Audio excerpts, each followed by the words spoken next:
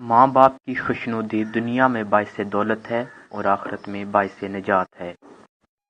گناہ سے توبہ کرنا واجب ہے، مگر گناہ سے بچنا واجب تر ہے۔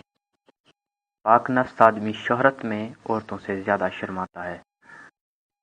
علم پیغمبروں کی میراث ہے اور فرعون و قارون کی میراث مال ہے۔ دل مردہ ہے اور اس کی زندگی علم سے ہے، علم بھی مردہ ہے اور اس کی زندگی حاصل کرنے سے ہے۔